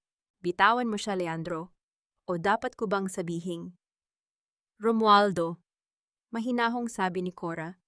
Ang kanyang boses ay kasing lamig ng simoy ng dagat sa madaling araw, matatag at walang bahid ng takot. Nanigas si Leandro. Ang kanyang mga mata ay naningkit habang dahan-dahang niluluwagan ang hawak sa braso ni Isabel. Ano ang itinawag mo sa akin? Romualdo Santos, ang lalaking may asawa na sa Laguna, ang lalaking pilit binubura ang nakaraan para magnakaw ng kinabukasan ng iba, patuloy ni Cora habang tuluyang nakabababa sa huling baitang. Napatingin si Isabel sa kanyang ina, ang kanyang mga mata ay puno ng labis na pagkalito at hapdi. Mommy, anong sinasabi mo? Anong Romualdo? Anak, ang lalaking pinakasalan mo ay isang malaking kasinungalingan. Bulong ni Cora, ang kanyang mga mata ay nakatuon lamang kay Isabel. Hindi siya malaya. May asawa siya, Isabel, at ang babaeng nakita ko sa cafe, ang babaeng dinala niya rito sa ating bakod sa gabi, siya si Clara, ang tunay niyang asawa. Isang nakabibinging katahimikan ang namayani sa loob ng sala. Ang tunog ng ulan sa labas ay tila naging isang malungkot na palakpak sa pagguho ng mundo ni Isabel. Nakita ni Cora ang unti-unting pagkawala ng liwanag sa mga mata ng kanyang anak, isang sakit na mas matindi pa kaysa sa kamatayan. Sinungaling ka, matanda. Biglang sigaw ni Leandro, at sa isang iglap ay muli niyang sinunggaban si Isabel. Sa pagkakataong ito ay isang maliit na patalim ang kinuha niya mula sa kanyang bulsa at itinutok sa leeg ng babae. Ibigay mo sa akin ang folder na yan. Ngayon din, kapag hindi mo ibinigay, sisiguraduhin kong ito na ang huling gabi ng anak mo. Leandro, huwag! Hiyaw ni Cora. Ang kanyang tatag ay biglang naglaho nang makita ang talim na dumidikit sa balat ni Isabel. Ang tunog ng sirena ng pulis ay lalong lumalakas papalapit na sa kanilang gate. Ngunit alam ni Cora na bago pa makapasok ang mga awtoridad, kaya nang tapusin ni Leandro ang buhay ng kanyang anak. Ang panganib ay narito na sa loob ng kanilang sariling tahanan. Pumili ka, Coran. Halinghing ni Leandro, ang pawis ay gumagapang sa kanyang noo. Ang lupang ito at ang mga papel na yan o ang buhay ng anak mo, mamili ka. Tumingin si Cora kay Isabel. Sa gitna ng takot, nakita niya ang isang bagay sa mga mata ng kanyang anak. Hindi na ito ang Isabel na bulag sa pag-ibig. Ito ay ang Isabel na anak ni Cora at Lando. Isang tahimik na senyas ang ibinigay ni Isabel sa kanyang ina, isang bahagyang paggalaw ng kamay patungo sa ilalim ng lamesa kung saan nakatago ang isang mabigat na plorera. Nararamdaman ni Cora ang bigat ng obligasyon sa kanyang mga balikat. Bilang isang ina, handa siyang ibigay ang lahat, kahit ang bahay na itinayo nila ni Lando, basta't maligtas ang kanyang anak. Pero bilang isang Villaflor, alam niyang ang pagbibigay sa kasamaan ay hindi kailanman magbubunga ng kapayapaan. Sige Leandro, kunin mo na ang lahat. Sabi ni Cora dahan-dahang iniabot ang folder. Kunin mo na ang bahay, ang lupa, ang lahat ng pinaghirapan namin. Pero pakiusap, pakawalan mo ang anak ko. Habang dahan-dahang lumalapit si Leandro para kunin ang folder, ang itim na sasakyan sa labas, ay biglang bumusina ng malakas isang hudyat. At sa sandaling iyon, ang pinto ng bahay ay marahas na bumukas. Ngunit hindi pulis ang pumasok. Isang babaeng may hawak na baril ang tumambad sa kanila. Si Clara. Ang kanyang mukha ay puno ng puot, hindi para kay Cora kundi para kay Leandro. Romy, akala mo ba hindi ko malalaman? Sigaw ni Clara. Akala mo ba hahayaan kitang itakas ang pera at ang babaeng ito patungong ibang bansa? Sinungaling ka. Naguluhan si Leandro. Ang kanyang hawak kay Isabel ay lumuwag. Ito na ang pagkakataong hinihintay ni Cora. Pero bago pa siya makakilos, isang putok ang umalingaw-ngaw sa loob ng bahay, isang tunog na tila nagpapatid sa huling hibla ng pag-asa. Sino ang natamaan? At sa gitna ng pag-aaway ng dalawang ahas, may pagkakataon pa bang makaligtas ang mag-inang Villaflor bago tuluyang lamunin ng dilim ang kanilang tahanan? Mga kabis ng Martes ay hindi pa dumarating, pero ang dugo ay tila mas mabilis na dumanak kaysa sa ulan. Ang matalim na pag-alingaw-ngaw ng putok ng baril ay tila nagpapatigil sa pag-ikot ng mundo sa loob ng sala ng mga Villaflor. Hindi ito tunog ng tagumpay, kundi tunog ng isang ganap na pagkawasak. Ang amoy ng asupre ay humalo sa malansang amoy ng dagat, at sa lamig ng gabi dahan-dahang lumulutang sa hangin, habang ang lahat ay tila naging mga estatwa sa gitna ng trahedya. Hindi si Isabel ang natamaan. Ang bala ay bumaon sa braso ni Leandro, dahilan upang mabitawan niya ang patalim at mapaluhod sa sahig, habang sapo ang dugo ang bahagi ng kanyang katawan. Ang kanyang mukha, na dati ay puno ng mapanlinlang na kagandahan, ay ngayon ay baluktot sa sakit at matinding takot. Romy, akala mo ba ay tanga ako? Ang boses ni Clara ay gumaralgal sa galit, ang dulo ng baril ay nanginginig, ngunit nananatiling nakatutok sa kanyang asawa. Nahanap ko ang passport mo sa ilalim ng upuan ng sasakyan. May kasamang tiket patungong Singapore. 2 tiket, Romy. Para sa iyo at para sa babaeng ito. Itinuro ni Clara si Isabel na ngayon ay nakasalampak sa sahig, nanginginig at pilit na lumalayo kay Leandro. Ang bawat salita ni Clara ay tila isang hatol sa katotohanan na si Leandro ay hindi lamang niloloko si Cora at Isabel, kundi maging ang sarili niyang kasabwat ay binalak niyang itapon kapag nakuha na ang pera. Babe, sandali. Pakinggan mo ako. Pagmamakaawa ni Leandro, ang kanyang boses ay puno ng panginginig. Para sa atin yon, gagamitin ko lang siya para makuha ang pirma ng matanda, tapos iiwan ko na siya sa airport. Maniwala ka sa akin. Sa gitna ng kaguluhan ng dalawang ahas, dahan-dahang lumapit si Cora kay Isabel. Maingat niyang niyakap ang kanyang anak. Pilit itong itinatayo mula sa hukay ng kawalan ng pag-asa. Nararamdaman ni Cora ang mabilis na tibok ng puso ni Isabel, isang pintig, ng isang taong nalaman na ang kanyang buong buhay ay itinayo sa ibabaw ng isang malaking kasinungalingan. Huwag kang makinig sa kanya, Clara. Mahinahong singit ni Cora. Ang kanyang boses ay walang bakas ng kaba, tila ba siya ang may hawak ng lahat ng baraha sa pagkakataong ito. Alam mong kahit kailan ay hindi naging tapat sa iyo ang lalaking iyan. Gaya ng pagnanakaw niya sa amin, pagnanakawan ka rin niya. Sa katunayan, ang perang nakuha niya sa account ni Isabel, wala na iyon sa bangko niyo. Inilipat na niya iyon sa isang offshore account na siya lang ang may alam. Ano? Hiyaw ni Clara, ang kanyang mga mata ay nanlilisik habang tumitingin kay Leandro. Sinungaling ang matandang yan? Huwag kang maniwala sa kanya, sigaw ni Leandro kay Clara bago lumingon kay Cora ng may puot. Akala mo ba ay nanalo ka na, Cora? Pirmahan mo man o hindi ang folder na, yan, wala na sa iyo ang bahay na ito. Nagawa ko nang i-forge ang signature mo sa isang deed of sale noong nakaraang buwan pa. Nanotaryo na iyon, sa papel hindi na sa iyo ang lupang tinatayuan mo. Ang pag-amin na iyon ni Leandro ay tila isang malamig na buhos ng tubig kay Cora. Ang lalaking ito ay mas mabilis at mas malupit kaysa sa kanyang inaasahan. Akala mo ba ay ganoon kadali iyon, Romualdo? Tugon ni Cora, isang matalim na ngiti ang sumilay sa kanyang mga labi. Nakalimutan mo yata kung ano ang naging trabaho ko sa loob ng 30 taon. Ang bawat pirma ko ay may secret mark na tanging ako at ang aking bangko lang ang nakakaalam. Ang anumang dokumentong may peking pirma ko ay automatikong magti-trigger ng fraud investigation. At sa oras na ito, ang mga dokumentong sinasabi mong na notaryo, hawak na iyon ng mga autoridad dahil inireport ko na ang pagkawala ng aking dry seal noong nakaraang linggo pa. Nanigas si Leandro. Ang kanyang plano, ang kanyang master architect na blueprint ay unti-unting nagigiba sa harap ng katalinuhan ng isang guwapo na minaliit niya. Clara, muling tawag ni Cora sa babaeng may hawak ng baril. Maaari mo pang iligtas ang sarili mo. Ibaba mo ang baril na iyan. Ang pulis ay nasa labas na. Kung makikipagtulungan ka, maaari mong sabihin na pinilit ka lang niya. Pero kung itutuloy mo ang pagbaril sa kanya, pareho kayong mabubulok sa kulungan. Sa sandaling iyon, ang tunog ng mga yabag ng sapatos ng mga pulis ay narinig na sa labas ng kanilang beranda. Ang mga ilaw ng kanilang sasakyan ay nagbibigay ng asul at pulang kulay sa loob ng sala, tila isang babala ng paparating na hustisya. Ngunit si Leandro sa gitna ng kanyang pagkatalo ay may huling alas na inilabas.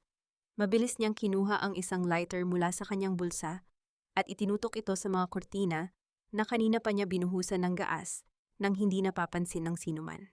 Kung hindi mapupunta sa akin ang bahay na ito, walang makikinabang, hiyaw ni Leandro. Sa isang iglap ang apoy ay sumiklab mabilis na gumagapang patungo sa kisame na gawa sa lumang kahoy. Ang usok ay nagsimulang punuin, ang sala ginagawang mahirap ang paghinga. Si Clara ay naguluhan, hindi malaman kung babarilin ang asawa o tatakas sa apoy. "Mommy, ang bahay natin." Sigaw ni Isabel pilit na hinihila si Cora patungo sa labas. Ngunit napatigil si Cora. Nakita niya ang folder na naglalaman ng mga ebidensya na nasa gitna ng sahig malapit sa apoy. Kung masusunog iyon, mawawala ang huling alas nila para tuluyang maipakulong si Leandro. "Iligtas mo ang sarili mo, Isabel, lumabas ka na ka." Utos ni Cora habang pilit na bumabalik sa gitna ng usok. "Hindi kita iiwan, Mommy." Sa gitna ng naglalagablab na apoy at makapal na usok ang mag-ina, ay nakulong sa loob ng kanilang sariling tahanan. Si Leandro ay tila nawala na sa loob ng kaguluhan, habang si Clara ay mabilis na tumalon palabas ng bintana.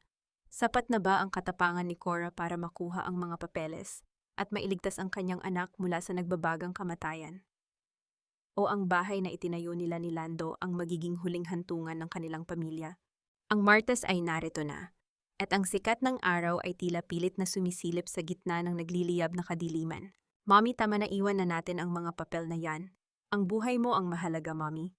Ang hiyaw ni Isabel ay humahalo sa malakas na ugong ng apoy na dahan-dahang lumalamon sa kisame ng kanilang tahanan. Sa gitna ng makapal at maitim na usok, halos hindi na makita ni Cora ang kanyang sariling mga kamay. Ang init ay tila isang malupit na kumot na bumabalot sa kanyang katawan, nagpapakitid sa kanyang hininga at nagpapahina sa kanyang mga tuhod. Ngunit sa kabila ng hapdi sa kanyang mga mata, ang kanyang paningin ay nakapako sa asul na folder na nasa paanan ng nagliliyab na kortina. Yun ang katibayan. Yun ang huling sandata na maglilinis sa pangalan ni Isabel at magbabalik ng hustisya sa kanilang buhay. Kung hahayaan niyang maabutan iyon ng apoy maglalaho, ang lahat ng kanyang pinaghirapan, "Anak, lumabas ka na. Sumunod ka sa mga pulis." Ang paos na sigaw ni Cora. Ang bawat salita niya ay sinasabayan ng matinding pag-ubo dahil sa usok na pumapasok sa kanyang baga. "Iligtas mo ang sarili mo, Isabel, utang ko ito sa tatay mo." Sa kabilang sulok ng sala, nakita ni Cora si Leandro. Ang lalaki ay nakasalampak pa rin sa sahig sapo, ang kanyang duguang braso. Sa gitna ng nagbabagang paligid ang mukha ni Leandro ay hindi na nagpapakita ng takot, kundi isang baliw na katuwaan. Tumatawa siya ng mahina habang pinagmamasdan ang pagtupok ng apoy sa mga alaala ng pamilya Villaflor. Ang bawat dila ng apoy na humahalik sa mga dingding ay tila isang tagumpay para sa kanyang maitim na kaluluwa. "Mamatay tayong lahat dito, Cora. Kung hindi ko makukuha ang lupang ito, wala nang matitira sa inyo." Ang halinghing ni Leandro. Ang kanyang boses ay tila nanggagaling sa kailaliman ng lupa puno ng pait at desperasyon. Sa isang mabilis na pagkilos, pilit na gumapang si Cora patungo sa folder.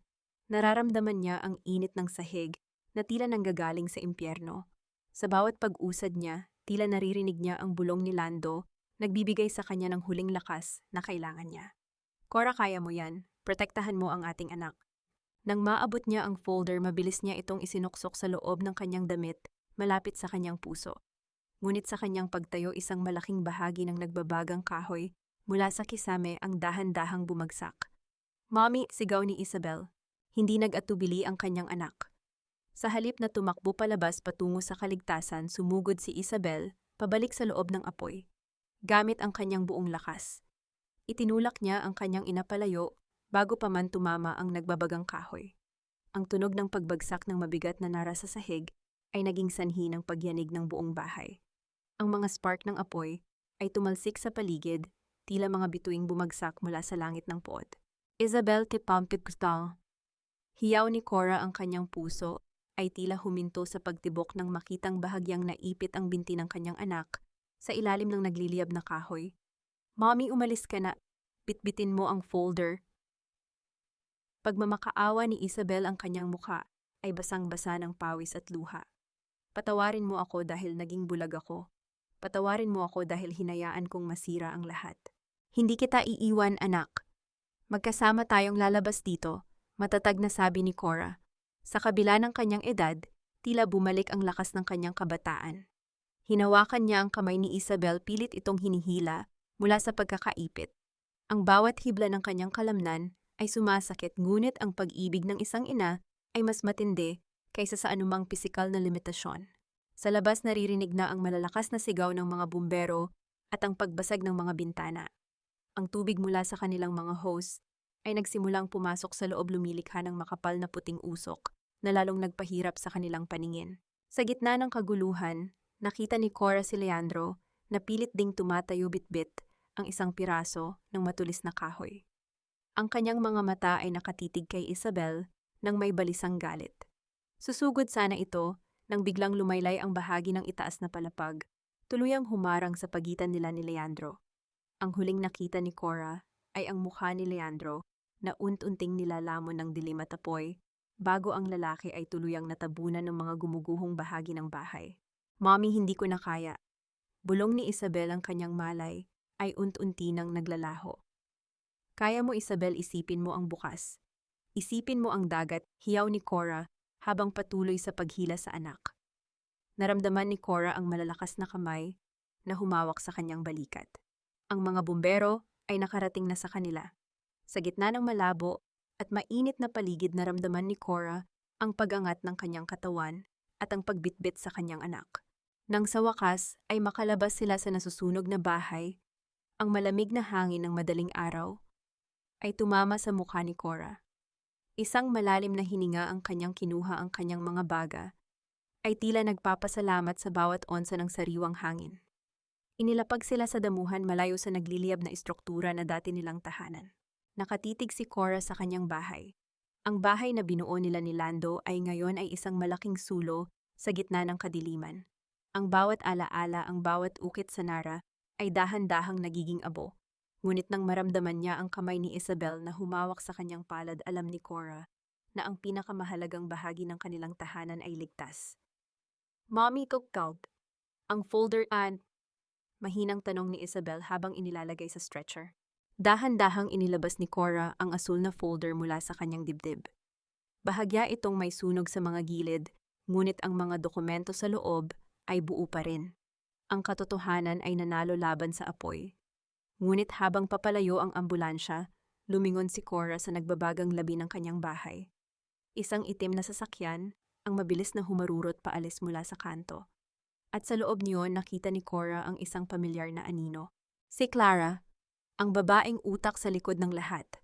Nakatakas siya, at ang folder na hawak ni Cora ay maaaring hindi sapat kung mayroon pang ibang alas na itinatago ang babaeng iyon sa labas ng bansa. Nakaligtas nga ba silang mag-ina?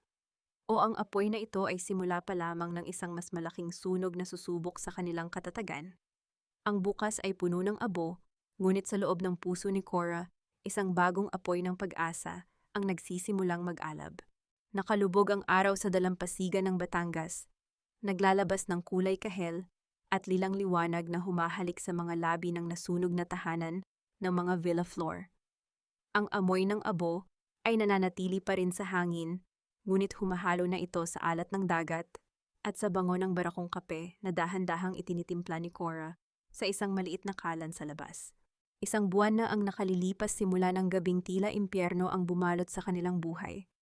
Nakaupo si Isabel sa isang bench na gawa sa kawayan ng kanyang binti ay may benda pa rin, ngunit ang mas malalim na sugat sa kanyang puso ay dahan-dahan na ring naghihilom. Pinagmamasdan niya ang kanyang ina, ang babaeng minaliit ng lahat, ang babaeng tinawag na Ulyanin, ngunit ang tanging nanatiling matatag nang gumuho ang lahat. Mommy, bakit hindi ka man lang nagreklamo noong mga panahong pinagtutulungan namin kayo ni Leandro? Mahinang tanong ni Isabel. Ang kanyang boses ay puno pa rin ng pagsisisi. Bawat salita ay tila isang paghingi ng tawad na hindi matapos-tapos. Tumigil si Cora sa paghalo ng kape at tumingin sa malawak na karagatan. Anak, ang katahimikan ng isang ina ay hindi laging tanda ng kahinaan. Minsan kailangan nating manahimik para mas marinig natin ang bulong ng katotohanan. Alam kong bulag ka noon, at kung nakipagsigawan ako sa iyo, lalo ka lang lalayo sa akin. Ang kailangan mo noon ay hindi sermon, kundi isang salamin na magpapakita sa iyo ng tunay na mukha ng lalaking minahal mo. Inabot ni Cora ang isang tasa ng kape kay Isabel. Ang init nito ay nagbigay ng kapanatagan sa nanginginig na mga kamay ng kanyang anak. Nabalitaan ko sa abogado natin kanina, simula ni Cora ang kanyang boses ay seryoso, ngunit kalmado. Hinatulan na ng korte si Romualdo Santos dahil sa dami ng ebidensyang nakita natin sa folder at sa pag-amin ni Clara nang mahuli siya sa airport, wala na siyang kawala. Habang buhay siyang mabubulok sa kulungan, hindi na siya makakapanakit pa ng ibang pamilya. Napayuko si Isabel. At ang bahay natin, Mommy, wala na. Ang lahat ng pinaghirapan niyo ni tatay naging abo dahil sa akin. Dahan-dahang lumapit si Cora at hinaplos ang pisngi ng kanyang anak. Isabel, tumingin ka sa akin. Ang bahay ay mga kahoy at pako lamang. Ang tunay na tahanan ay tayo, ang pagmamahal nating dalawa, at ang dangal na hindi kailanman nananakaw ng kahit na sinong mandaraya. Itatayo nating muli ang bahay na ito. Pero sa pagkakataong ito, ang pundasyon ay hindi na lamang alaala ni Lando, kundi ang bagong lakas nating dalawa. Ipinakita ni Cora ang isang dokumento kay Isabel. Ito ay isang trust fund agreement na ginawa ni Attorney Ramos. Inilagay ko na ang lupang ito sa isang trust fund. Walang sino man, kahit ikaw o ang sino mang mapapangasawa mo sa hinaharap, ang makakapagbenta or makakapagsangla nito nang walang pahintulot ng isang board ng mga legal trustees. Protektado ka na, Isabel. Protektado na ang legacy ng pamilya natin. Umiyak si Isabel, ngunit sa pagkakataong ito, hindi ito luha ng pait, kundi luha ng pasasalamat. Niyakap niya ang kanyang ina nang mahigpit, tila ba doon lang niya muling nahanap ang kanyang sarili sa gitna ng unos. Salamat, Mommy. Salamat sa hindi pagsuko sa akin. Bulong ni Isabel sa gitna ng kanyang hikbi. Ang gabi ay dahan-dahang lumalalim, ngunit ang kadiliman ay hindi na nakatatakot para sa mag-ina. Ang tunog ng mga alon ay tila isang oyay na nagpapatulog sa mga masakit na alaala ng nakaraan. Si Cora Villaflor ay nananatiling reyna ng kanyang dalampasigan, hindi dahil sa kayamanan, kundi dahil sa talino, pagtitiis at wagas na pag-ibig na kayang sumugpo sa kahit na anong apoy. Sa ilalim ng maliwanag na buwan, uminom sila ng kape ng magkasama. Ang bawat higop ay tila isang panata na ang bukas ay magiging mas maliwanag, mas tapat at mas matatag. Ang trahedya ay natapos na at ang panibagong simula ay dahan-dahang umuusbong mula sa mga abo ng Batangas. Isang taon ang mabilis na lumipas mula nang lamunin ng apoy ang mga alaala ng nakaraan sa dalampasigan ng Batangas. Ang bagong bahay na nakatayo ngayon sa parehong lote ay hindi kasing laki ng dati, ngunit ang mga bintana nito ay mas malawak, hinahayaang pumasok ang bawat sinag ng araw at ang sariwang hininga ng dagat. Wala na ang mga madidilim na sulok kung saan nagkukubli ang mga lihim, at wala na ang mabigat na aura ng pagdududa. Nakatayo si Cora sa bagong beranda, hawak ang kanyang paboritong tasa. Pinagmamasdan niya ang kanyang mga bagong tanim na orchid na ngayon ay nagsisimula ng mamukadkad. Ang amoy ng barakong kape ay muling namamayani sa paligid, isang pamilyar na samyo na nagpapaalala sa kanya na ang buhay, kahit gaano kapait, ay laging may dalang tamis sa bawat paghigop. Mommy, handa na ang mga papeles para sa scholarship fund na itatayo natin. Boses ni Isabel mula sa loob. Lumabas ang kanyang anak, suot ang isang simpleng puting blusa at may bitbit na laptop. Malayo na ang itsura niya sa babaeng nanginginig sa takot noon. Ngayon si Isabel ay nagtatrabaho bilang isang paralegal sa opisina ni Attorney Ramos. Iniaalay ang kanyang oras sa pagtulong sa mga biktima ng domestic fraud at manipulation. Tumingin si Cora sa kanyang anak at ngumiti. Salamat, Isabel. Ang tatay mo ay tiyak na ipagmamalaki ka. Hindi lang natin itinayo ang bahay, itinayo rin natin ang isang kuta para sa mga taong walang boses. Naupo si Isabel sa tabi ng kanyang ina at sumandal sa balikat nito. Mommy, minsan naiisip ko. Napatawad mo na ba talaga ang lahat ng nangyari si Leandro, si Clara? Huminga ng malalim si Cora. Ang kanyang paningin ay nakatuon sa abot-tanaw, kung saan nagtatagpo ang langit at dagat. Ang pagpapatawad, anak, ay hindi nangangahulugang kailangan mong kalimutan ang krimen o tanggapin muli ang kriminal sa buhay mo. Napatawad ko na ang sitwasyon. Pinatawad ko na ang sarili ko sa hindi ko pagkilos ng mas maaga. At higit sa lahat, pinatawad na kita dahil alam kong ang pag-ibig ay sadyang nakabubulag. Tumigil siya sandali at hinawakan ang kamay ni Isabel. Tungkol kay Romualdo at Clarissa, ang katarungan na ang bahala sa kanila. Ang galit ay isang uri ng apoy na kapag hindi mo pinatay, ikaw ang unang tutupukin nito. Mas pinili kong magtanim ng pag-asa kaysa mag-alaga ng puot. Sa loob ng 1 taon, natutunan ni Cora na ang kapayapaan ay hindi matatagpuan sa pananahimik lamang, kundi sa katapangan na harapin ang katotohanan kahit gaano pa ito kasakit. Ang kanyang pagtanda ay hindi naging hadlang, kundi naging isang matibay na kalasag na nagprotekta sa kanilang dalawa. Alam mo, Mamin, bulong ni Isabel habang nakatingin sa dalampasigan. Ngayon ko lang naintindihan, ang bahay na ito, hindi ito gawa sa kahoy o semento. Gawa ito sa boses mo na tumangging manahimik. Isang payapang katahimikan ang namagitan sa kanila. Ang tunog ng mga alon ay tila isang maamong awit ng pagsang-ayon. Ang bawat sugat ay naging pilat na nagsisilbing medalya ng kanilang katatagan. Si Cora Villaflor ay hindi na lamang isang gwapo na nag-iisa. Siya ay naging simbolo ng isang inang kayang tustusan ang katarungan ng sariling pamilya gamit ang talino at wagas na pagmamahal. Habang unti-unting lumulubog ang araw, naglatag ang langit ng kulay gintong carpet sa ibabaw ng dagat. Sa bawat hampas ng tubig sa buhangin, tila binubura nito ang mga huling bakas ng abo ng nakaraan. Ang pamilya Villaflor ay muling nabuo, hindi dahil sa kawalan ng pagkakamali, kundi dahil sa biyaya ng pagbabago at ang lakas ng isang pusong hindi kailanman sumuko. Dito sa harap ng dagat ng Batangas, ang lahat ay malinaw na. Ang katotohanan ay malaya na. At ang pag-asa ay kasing lawak ng karagatang kailanman ay hindi matutuyo.